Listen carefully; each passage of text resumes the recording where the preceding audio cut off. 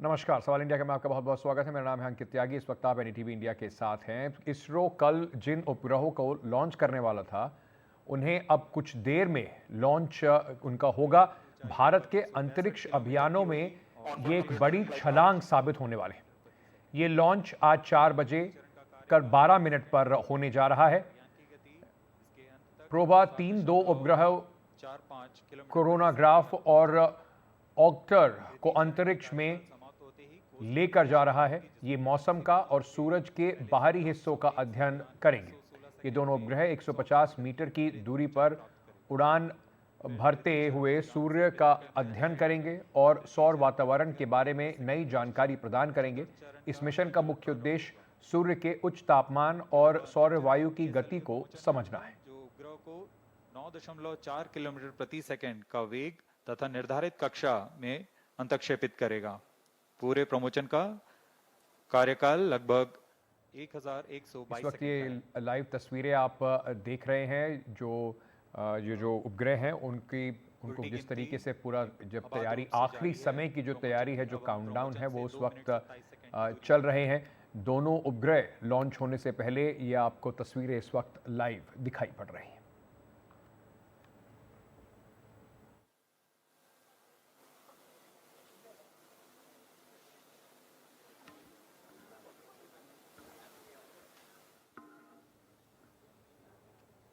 सभी तंत्रों की आंतरिक जांच की जा रही है। T-2 minutes तथा पायरो सर्किट को आर्म मोड में किया जा रहा है। It's a bright sunny day here at Sriharikota today. All set for the PSLV C-59 Proba 3 mission.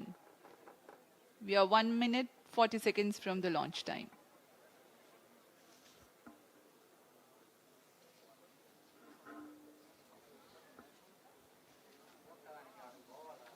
The Proba 3 spacecraft is developed by European Space Agency, and the launch is contracted through New Space India Limited, NSIL, ISRO's commercial arm.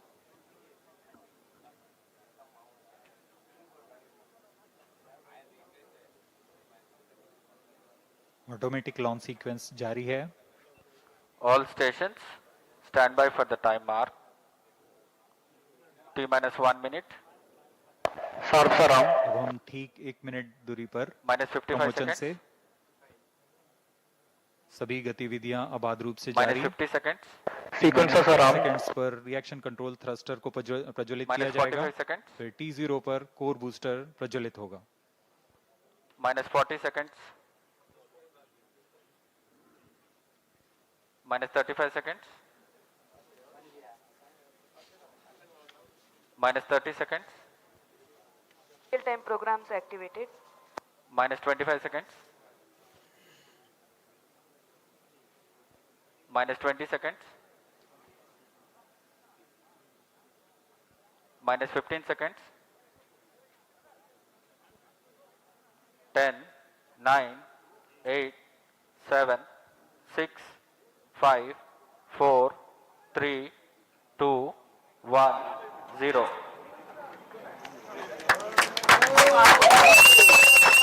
Liftoff normal. Majestic liftoff of the PSLV C-59 Proba 3 mission from the Satish Dhawan Space Center. यहाँ PSLV C-59 promotion यान का सफलतापूर्ण उत्थापन। Range operation director ने भी इसकी पुष्टि कर दी है। यह पूरी तरह सामान्य उत्थापन है और अपने उद्देश्य कक्षा की ओर बढ़ता हुआ PSLV C-59। The core S-139 stage thrusting along with the solid strap-on motors. +40 seconds. प्रथम चरण का प्रज्वलन जारी है। यह लगभग 109 सेकेंड्स तक चलेगा। इस दौरान कुल 9000 किलो न्यूटन का प्रणोद उत्पन्न करता हुआ प्रथम चरण यान को दिष्ट दिशा की ओर ले जाता हुआ। First stage performance normal. We are 58 seconds into the launch.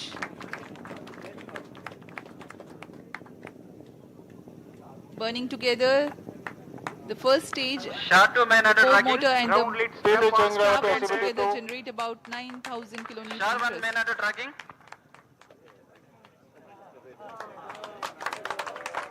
इस क्रम First में stage performance normal. अब हम आगे देखेंगे ग्राउंड लेड स्ट्रैप-ऑन का पृथक्कन, तत्पश्चात एयर लेड स्ट्रैप-ऑन को पृथक किया जाएगा और अंत में प्रथम चरण के कार्यकाल के पश्चात उसे भी यान से पृथक किया जाएगा। The Shard telemetry and tracking station presently acquiring the trajectory data. There is a confirmation about the Stage strap-on separated. separation. Second stage engine started. Closed loop guidance initiated. प्रथम Plus 2 चरण minutes. को यान से सफलतापूर्वक पृथक कर दिया गया है और द्वितीय चरण का प्रज्वलन शुरू हो चुका है। Confirmation has been given by Second the stage Range performance Operations Director. normal. The second stage of PSLV has begun its operation. The closed loop guidance having been initiated, hereafter the trajectory steers implementing necessary corrections to achieve the final insertion point of the spacecraft. यहाँ आप graph में देख सकते हैं यान पूरी तरह अपेक्षित पथ का अनुकरण करता हुआ जा रहा है। सभी तंत्र सामान्य रूप से कार्य करते हुए The pump-fed Vikas engine operating on hypergolic propellant combination of UH-25 and N2O4, generating close to 800 kilonewtons thrust. Plus 3 minutes. जी हाँ, द्वितीय चरण का कार्यकाल लगभग 152 सेकंड का होगा। इस चरण में UDMH Payload और fairing N2O4 का separated. इस्तेमाल होता है और अब यान से ऊष्मा कवच को पृथक कर दिया गया है। यह यान अब घने वातावरण से बाहर जा चुका है, इसलिए अब ऊष्मा कवच की कोई आवश्यकता नहीं है, इसलिए यान से पृथक किया जा चुका है। With the payload fairing separation, the rocket has left behind some more Second stage unnecessary mass. performance Dense normal. atmosphere is crossed now. No more requirement to shield the spacecraft or the aerodynamic shape. Shar and Port Blair stations currently tracking.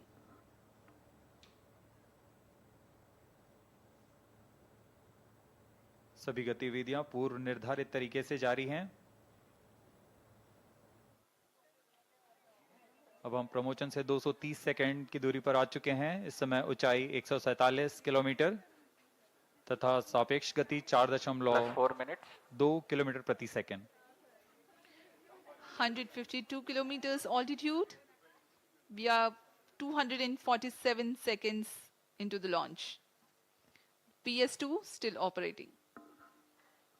द्वितीय चरण के दौरान यान close loop guidance के अंतर्गत होता है, यानी वह अपना दिशा निर्धारण स्वतः ही कर रहा है। Second stage separated. Third stage ignited. और यहाँ द्वितीय चरण अपना कार्यकाल सफलतापूर्वक समाप्त कर यान से पृथक किया जा चुका है तथा तृतीय चरण जो कि ठोस नोदक पर आधारित चरण है, उसका प्रज्वलन शुरू हो चुका Third है। stage performance normal. तृतीय चरण का निष्पादन पूरी तरह सामान्य। यान अपने उद्दिष्ट कक्षा की ओर बढ़ता हुआ उद्दिष्ट पथ पर। Third stage तो of PSL. सफल इस वक्त ये लॉन्च आप देख रहे हैं प्रोबा 3 जो अंतरिक्ष में इस वक्त लॉन्च किया गया है श्रीहरिकोटा इसरो से और उसका सफल यहाँ पर लॉन्च हुआ है। अभी तक थर्ड स्टेज का जो बताया जा रहा है सभी सिस्टम्स बिल्कुल नॉर्मली काम कर रहे हैं। प्रोबा 3 लॉन्च पर हमारे सहयोगी पल्लव बागला ने बात की सौर वैज्ञानिक डॉक्टर दीपांकर बैनर्जी से। 239.6 मेरे साथ हैं डॉक्टर दीपांकर बैनर्जी। वो सोलर फिजिसिस्ट हैं और इसरो के Indian institute of space technology Thiruvananthapuram के डायरेक्टर हैं। डॉक्टर बैनर्जी, ये क्या सैटेलाइट यूरोपियन स्पेस एजेंसी के लिए हम लॉन्च करने वाले हैं?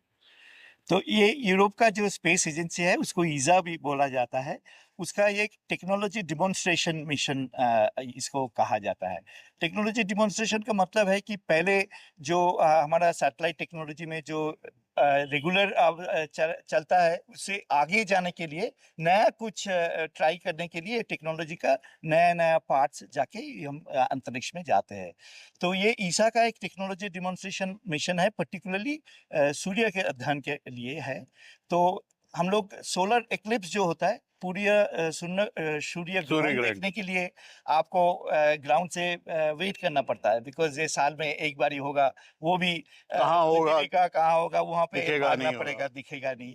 तो उसके लिए आर्टिफिशियली स्पेस से हम लोग ये एक्लिप्स का जो कंडीशन होता है, जो हमारा मून सूर्य और पृथ्वी के बीच में आ जाता है, तो 2 सैटेलाइट ये जो लॉन्च हो रहा है PSLV से, वो अंतरिक्ष में जाके इसको फॉर्मेशन फ्लाइट एक पोजीशन कहा जाता है।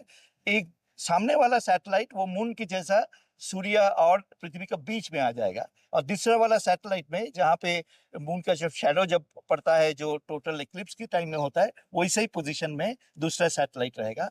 तो उसी कंडीशन में हम कोरोना जो सूर्य का जो एटमॉस्फेयर जो बोलता है, उसको हम अध्ययन करेंगे। तो ये भारत का जो आदित्य L1 सैटेलाइट है, जो भी एक solar space based solar observatory है, और ये प्रोबा, क्या ये सप्लीमेंट और कॉम्प्लीमेंट करेंगे एक दूसरे को? एग्जैक्टली तो इसमें क्या है कि जो हमारा आदित्य L1 में 7 पेलोड और इंस्ट्रूमेंट्स है। एक पेलोड, इसको हम कोरोनाग्राफ बोलते हैं, वो अभी जो कोरोना का जो रीजन वो देख रहा है, उसके साथ इमेज के साथ वो स्पेक्ट्रोस्कोपी भी करता है। स्पेक्ट्रोस्कोपी से क्या होता है कि कोरोना का अंतरिक्ष का कंडीशन क्या है, कितना टेम्परेचर है, कितना घनत्व है, ये मेजर करने के लिए हमारा वो इंस्ट्रूमेंट यूज होता है। और ये जो प्रोबा 3 का जो इंस्ट्रूमेंट है, वो यूवी अल्ट्रावायलेट इसमें उसको देखेंगे। तो ये जो अल्ट्रावायलेट का जो ऑब्जर्वेशन होगा, और जो हमारा कोरोनाग्राफ जो आदित्य में है, ये दोनों इंफॉर्मेशन हम एकत्र करेंगे, तो उससे और भी अच्छा समझदारी हो सकता है।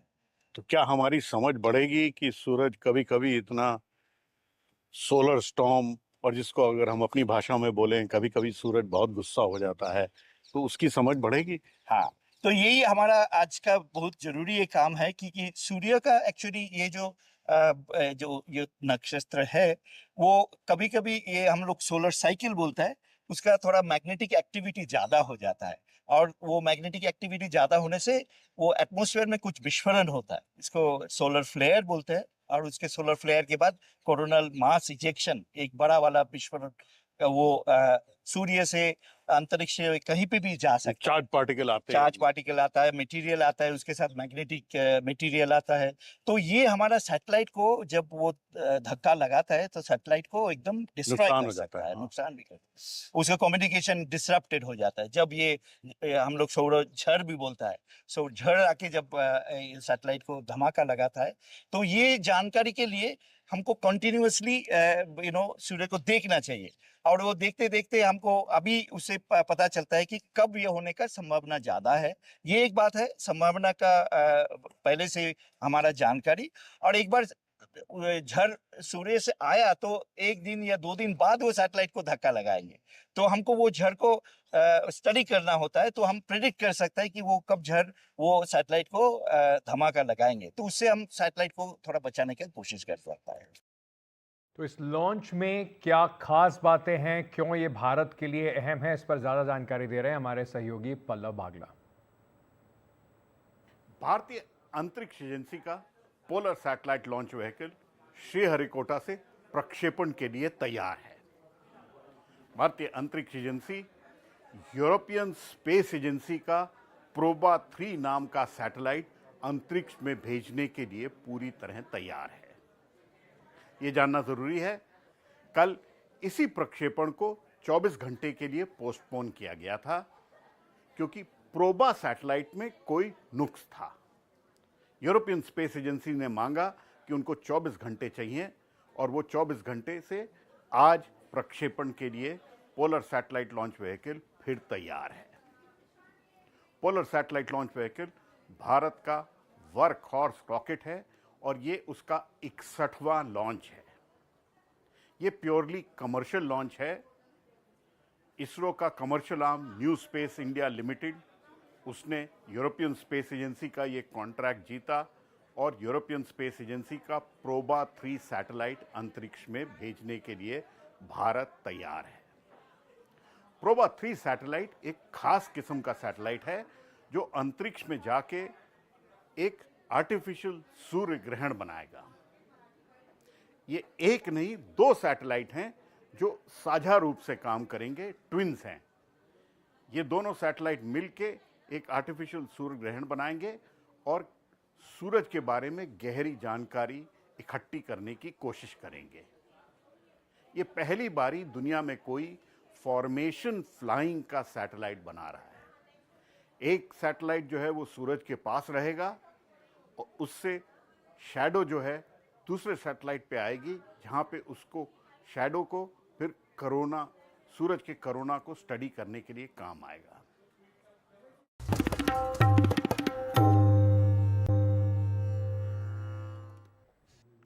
आज दिल्ली की मुख्यमंत्री आतिशी उस परिवार से मिलने पहुंची जिसके 12 साल के बच्चे की स्कूल में संदिग्ध हालत में मौत हो गई थी। 2 दिन पुराना वाकया है। बसंत विहार के एक निजी स्कूल में एक बच्चे की मौत हो गई। आतिशी ने उसके माता पिता से मिलकर उन्हें सांत्वना दी। इस मामले को लेकर दिल्ली सरकार ने शिक्षा विभाग से जांच कमेटी बनाने को कहा है। मुख्यमंत्री ने कहा कि अगर स्कूल की लापरवाही पाई गई तो कड़ी कार्रवाई होगी।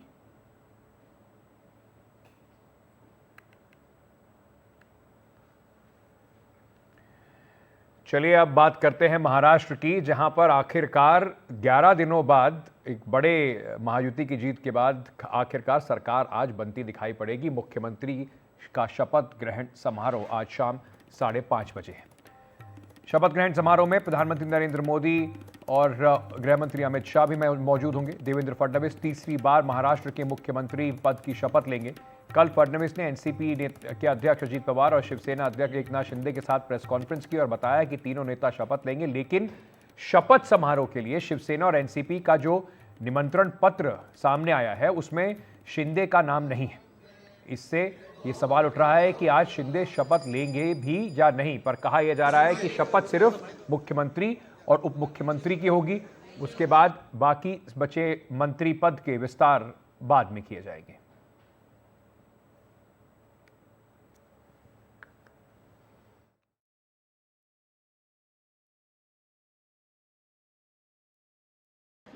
आज बहुत ही सुंदर ऐसा दिन है।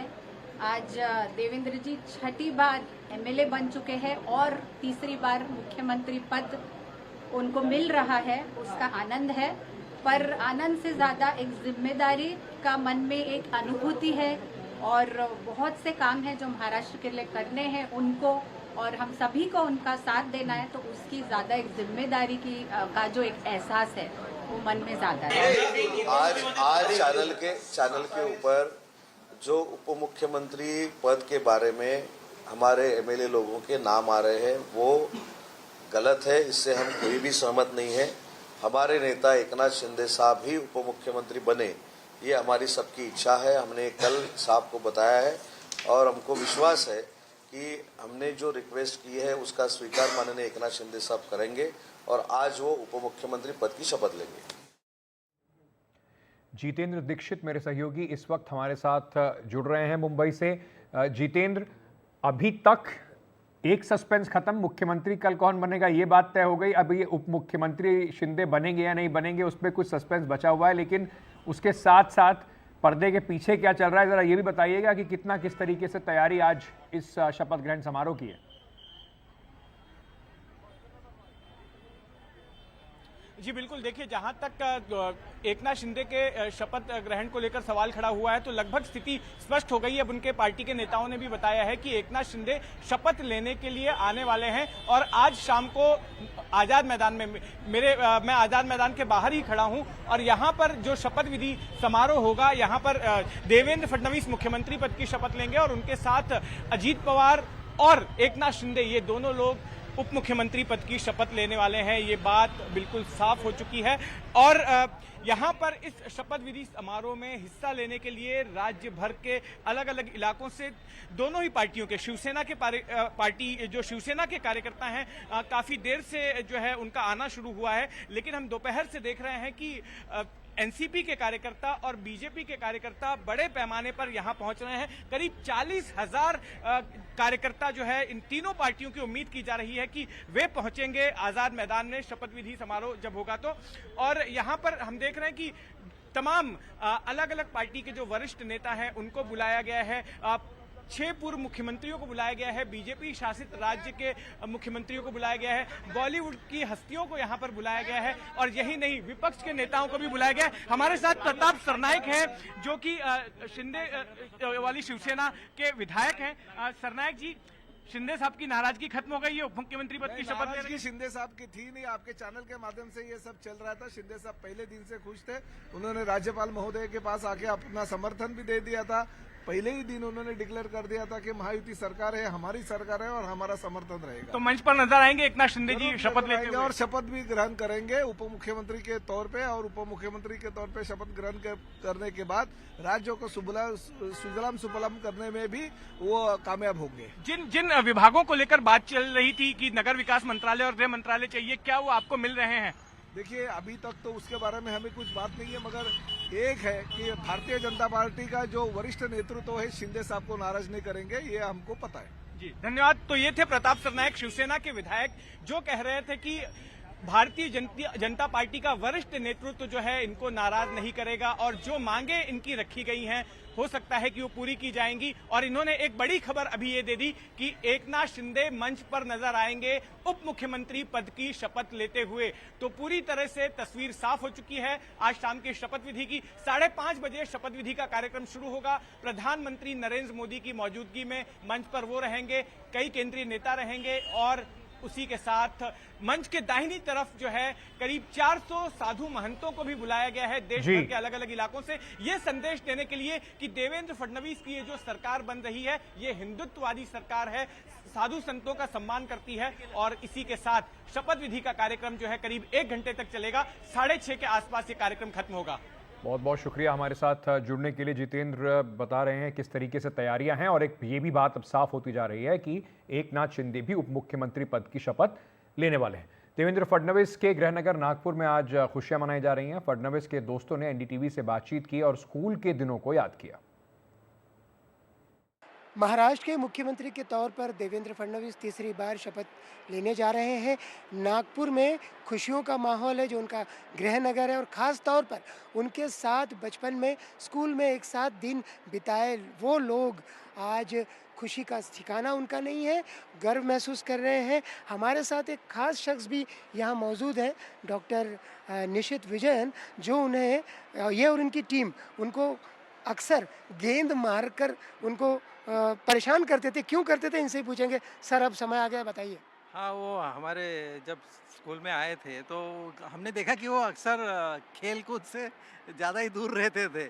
इस वजह से जब हमारे यहाँ नागपुर का एक प्रसिद्ध गेम है गदागदी कहते थे हम उसे, जिसमें गेंद से हम आपस में मार के आउट करते थे, उसमें वो देवेंद्र जी तो वहाँ पे हमारा कैंटीन था उसके बगल में बैठे रहते थे, तो उनको पकड़ के लाके ये गेम में शामिल करना की जिम्मेदारी कई लोगों की थी।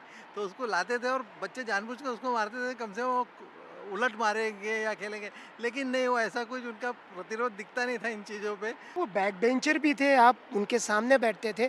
बैक बेंचर के तौर पर एक विद्यार्थी कैसे थे वो? बैक बेंचर के तौर पे तो सबसे शांत व्यक्ति थे। ऐसा उस जमाने में प्रचलित था कि आखिरी में बेंच में वो बैठते थे जो सबसे बदमाश हुआ करते थे, बट ऐसा कुछ उनके साथ में था ही नहीं। हमारे साथ मुकुल बरहानपुरे भी हैं, वो उनके ही अलग सेक्शन में लेकिन उसी क्लास में उसी स्कूल में थे।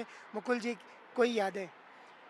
अनेक यादें हैं। जैसा उनका एक मजेशीर याद बोले तो जो मैगजीन्स जब आते थे उन दिनों, तो मैगजीन्स में जो हीरो हीरोइन के फ़ोटो होते थे या पॉलिटिशियंस के फ़ोटो होते थे, तो उसमें वो पेन से हीरोइन को चश्मा बना देते थे, दाढ़ी बना देते थे, टोपी लगा देते थे। हम कई बार देखते थे वो मैगजीन, जब कभी हम उलट के देखते थे तो समझ में नहीं आता था ये हीरोइन है या क्या है करके। तो उनका भी एक नज़रिया अलग था। अब मुझे ये बताइए कि उस समय आप लोगों के आपस में झगड़े भी होते थे, तो उसमें इनका रोल क्या होता था? हाँ, तो स्कूल के टाइम की तो बात नहीं है, लेकिन ये जैसा 11th 12th और उसके बाद की जब बातें थी, जब हम दोस्तों में या गुटों में जब झगड़ा होता था तो हम लोग वो झगड़ा लेकर के जाते थे देवेंद्र भाई की तरफ ही। अच्छा, जज वो होते थे? जज वो होते थे और वही फैसला हमारा करते थे। और आज हमको पता चल रहा है कि वो इतने होशियार थे कि हमको ही नहीं, वो अपोजिशन और दोनों को बराबर का खुश करके बराबर भेज देते थे। बहुत। और एक खास किस्सा है उनकी शादी के दिन का, मुझे भी याद है 2-3 बार तो हमको भी लगा कि इतनी भीड़ है कि खाना नहीं खाते हैं, मुलाकात हो गई, चलते हैं यहीं से। उस दिन का किस्सा बताइए। हाँ हाँ, वो शादी में तो इतनी भीड़ थी, मैंने उतनी भीड़ किसी शादी में देखा नहीं, और मेरा अंदाज़ा है शायद इतनी भीड़ किसी के भी शादी में आज तक हिंदुस्तान में नहीं आई होगी शायद। विवेक मिश्र उनके एक और मित्र यहाँ साथ में। विवेक जी, आपकी कोई ऐसी उनके लेकर के याद, संस्मरणीय याद जो उनके गुणों को दर्शाती है? देखिए, वो दोस्तों का दोस्त है, वो इसमें कोई डाउट नहीं है।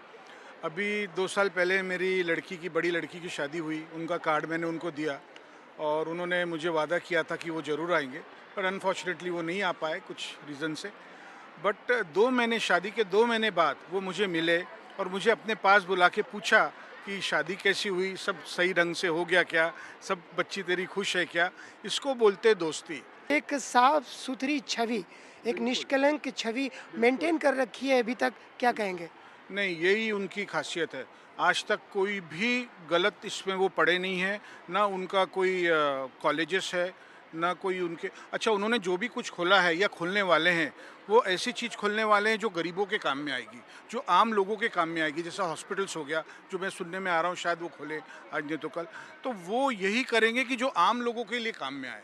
वो अपने लिए कुछ नहीं करेंगे, कभी नहीं करेंगे, और उनको ज़रूरत नहीं है इस चीज़ की, क्योंकि वो इस लेवल पे आज पहुंच गए हैं कि वहाँ मनी डजंट मैटर, वहाँ उनका रुतबा, वहाँ उनका क्लास मैटर करता है। पहली बार वो कॉरपोरेटर जीते थे, तो वो जो जुलूस निकला था, उसकी वो जो खासियत जो आप बताते हैं हमेशा, वो आज हमारे दर्शकों को बताइए। बिल्कुल, जब वो पहली बार कॉर्पोरेटर बने थे तब काउंटिंग ये नागपुर यूनिवर्सिटी ग्राउंड करके वहाँ उनकी काउंटिंग थी, हम सब वहाँ ही थे, और जब ये रिज़ल्ट डिक्लेयर हुआ कि ये जीत गए तो फिर वहाँ से इनका जुलूस निकला, और जुलूस में हम भी साथ में थे।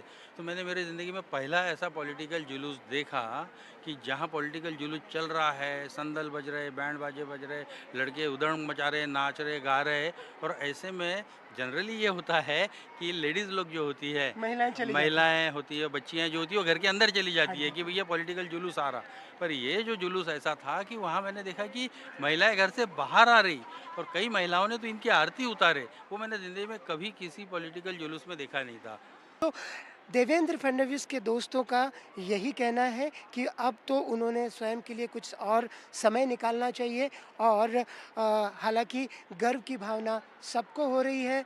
और हम सरस्वती विद्यालय में नागपुर के इस समय मौजूद हैं, जहां पर हमने छात्रों से बातचीत की, शिक्षकों से बातचीत की, हर कोई गर्वान्वित महसूस कर रहा है। वीडियो जर्नलिस्ट विनय शुक्ला के साथ संजय तिवारी, एनडीटीवी इंडिया, नागपुर। वहीं मुंबई के आज़ाद मैदान में देवेंद्र फडणवीस की शपथ विधि के लिए महाराष्ट्र भर से 40,000 कार्यकर्ता पहुंच रहे हैं। इन कार्यकर्ताओं से बातचीत की हमारे सहयोगी जितेंद्र दीक्षित ने। मुंबई के आज़ाद मैदान में शपथ विधि समारोह के लिए महाराष्ट्र के अलग अलग हिस्सों से कार्यकर्ता पहुंच रहे हैं। ये कार्यकर्ता बीजेपी के हैं, ये कार्यकर्ता शिवसेना के हैं, अजीत पवार वाली एनसीपी के हैं और आरपीआई के हैं। और हम देख रहे हैं कि सभी कार्यकर्ताओं में जोश भरा हुआ है, खुशी का इजहार कर रहे हैं। फिर से एक बार महायुति की सरकार राज्य में आ रही है। तो आइए हम बात करते हैं ऐसे ही कुछ कार्यकर्ताओं से जो कि राज्य के अलग अलग इलाकों से आए। कहां से आ रहे हैं आप? हम लोग पनवेल से आए हैं। पनवेल में हमारे एमएलए हैं प्रशांत ठाकुर जी, उनके नेतृत्व में हम लोग वहाँ पे काम करते हैं, बीजेपी के कार्यकर्ता हैं। ऐसा अभी देवेंद्र फडणवीस जी फिर से एक बार राज्य के मुख्यमंत्री बन रहे हैं। आपको क्या लगता है कि कौन से ऐसे कारण रहे जिसकी वजह से पार्टी ने फिर एक बार उनको मौका दिया है राज्य का नेतृत्व करने का? देखिए कि देवेंद्र जी का चेहरा जो है वो एकदम साफ है, जिसपे कोई कलंक नहीं है, कोई अपराध नहीं है, और भ्रष्टाचार का कोई भी आरोप आज तक उन पे लगा नहीं है। इसलिए मुझे लगता है कि देवेंद्र जी को यहाँ पे वापस मुख्यमंत्री बनाया जा रहा है। पर महाराष्ट्र में विकास का राजनीति चलता है, और उनका जो दौर आया है वो विकास की वजह से आया है, और उन पे कोई भी लांछन कोई उठा नहीं पाया। इसके लिए देवेंद्र जी को वापस किया है, वहाँ पे किया है। उन पे लगातार कोई ना कोई उनके विरोधक आरोप करते आए, पर उन्होंने कभी भी उसका पलटवार करके जवाब नहीं दिया है, बल्कि उन्होंने दुश्मनों को माफ कर दिया, ऐसे उन्होंने हमेशा बताया है। इसलिए मुझे ऐसा लगता है कि जो नेता यहाँ से सबसे बड़े जो नेता है महाराष्ट्र में आज तक के, वो शरद पवार भी रहने दो, कोई भी रहने दो, पर उसके ऊपर देवेंद्र जी फडणवीस ही है। तो नए चाणक्य महाराष्ट्र के देवेंद्र फडणवीस हैं, आप ये कहना चाहते हैं? जी, चाणक्य और उनसे भी ऊपर अगर कोई है महाराष्ट्र के आज के नेता है तो देवेंद्र फडणवीस। आप बताइए, आप देवेंद्र फडणवीस को किस तरह से देखते हैं? देवेंद्र फडणवीस महाराष्ट्र के आराध्य देवता है। हमारे लिए तो मैं उनको कम से कम 25 साल से जानता हूँ और उनकी पॉलिटिकल करियर को भी जानता हूँ। और आज जो उनका तीसरी बार जो मुख्यमंत्री बन रहे हैं, मुझे लगता है इनके सिवा और कोई बन भी नहीं सकते थे। शिंदे साहब ने अपने हिसाब से अच्छा काम किया, लेकिन फडणवीस जो गए तब में भी उनको बनने दिया था। शिंदे जी को उन्होंने अपने ओर से पीछे खींच लिया और उनको महाराष्ट्र की प्रगति के लिए शिंदे जी को बना दिया। लेकिन इस बार जो भारतीय जनता पार्टी और महायुति ने फैसला किया है, फडणवीस अपने हिसाब से महाराष्ट्र के एक ही ऐसे नेता है जो महाराष्ट्र को पूरे आगे लेके जा सकते हैं। जी आइए और कार्यकर्ताओं से बात करते हैं। आप बताइए। कौन बोल रहे हैं? बता दे। जी, देवेंद्र फडणवीस के साथ जो आपकी उम्मीदें हैं बतौर मुख्यमंत्री जो है, क्या आपको लगता है कि वो पूरी हो पाएंगी? किस तरह की उम्मीदें रखते हैं आप? हम देवेंद्र फडणवीस जी से इस तरह की उम्मीद रखते हैं जिस तरह हम प्रशांत दादा से उम्मीद रखते हैं। जैसे हमारे इधर के एमएलए प्रशांत दादा ठाकुर साहब जब से आमदार बने हैं तो उन्होंने पनवेल में काम ही काम और विकास ही विकास किया। 10 साल से भारतीय जनता पार्टी का उन्होंने प्रवेश किया, 10 साल पर 10 साल आमदार बन के रहे। इस बार भी भारतीय जनता पार्टी से चुनकर आए तो उन्होंने पनवेल, खारघर, कामोटा और अन्य जिनके उत्ते इत्तेहाद में जगह आती है वहाँ उन्होंने विकास ही विकास किया। तो जिस तरह दादा ने विकास किया उसी तरह हमें ये मुख्यमंत्री से उम्मीद है कि ये भी हर तरीके से काम करते रहेंगे और काम करते आ रहे हैं। अच्छा, नारों की बात करें, कुछ नारे भी जो है इस पूरे चुनाव के दौरान जो है गूंजे। एक तो बटेंगे तो कटेंगे, एक है तो सेफ हैं। आपको लगता है कि नारों ने जो है अहम भूमिका निभाई महायुति को फिर से एक बार सत्ता में लाने के लिए? जी, आप देखेंगे तो राजनीति में नारों का एक महत्व है। हमेशा अलग अलग नारे लगा के ही लोगों को जागरूक करने की कोशिश की है और उसके वजह से ये नारा जो है बटेंगे तो कटेंगे, इसका मतलब है हम सबको अभी एक होना है।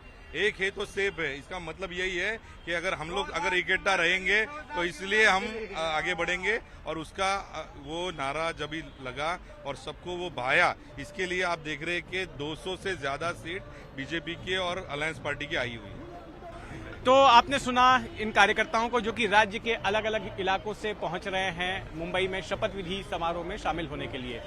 कैमरामैन राजेंद्र दयालकर के साथ जितेंद्र दीक्षित, एनडीटीवी। वहीं आज़ाद मैदान में कैसी तैयारियां चल रही हैं, बता रहे हैं हमारे सहयोगी राहुल कुलकर्णी। देखिए, आज जो शपथ विधि का समारोह होने जा रहा है उसकी बहुत जोरदार तैयारी आप यहाँ पे देख सकते हैं। एक बड़ा मंच सजा हुआ है जहाँ पे देश के प्रधानमंत्री और देश के गृह मंत्री दोनों उपस्थित रहेंगे। हमें ये बताया जा रहा है कि लगभग एनडीए के जो सदस्य हैं उनको मिला के और बाकी जो भारतीय जनता पार्टी के चीफ मिनिस्टर्स हैं, कुल 30 चीफ मिनिस्टर्स और डिप्टी चीफ मिनिस्टर्स इस शपथ समारोह में शामिल होंगे।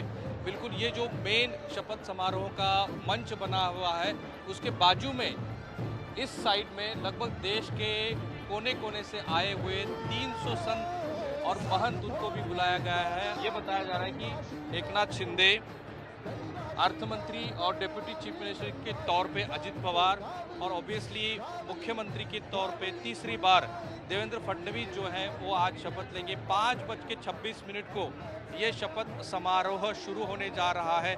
इसका एक शुभ मुहूर्त निकाला गया था, उसी मुहूर्त पे ये शपथ लेना है। भाजपा के पदाधिकारी, भारतीय जनता पार्टी के एमएलएज, एमपीज और जो सेंट्रल मिनिस्ट्री से जो मिनिस्टर आए हैं, लगभग 14 मिनिस्टर यहाँ पे आ रहे हैं।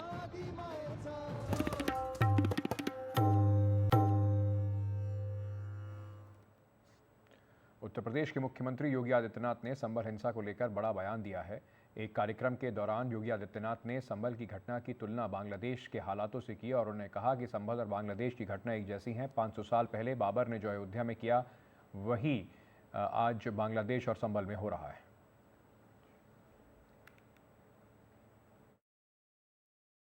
बाधा पैदा करने वाले लोग वे सफल रहे और उन्हीं की जो जीन्स है वे आज भी हैं जो जाति के नाम पर राजनीति करके सामाजिक ताने बाने को छिन्न भिन्न करने का प्रयास कर रहे हैं।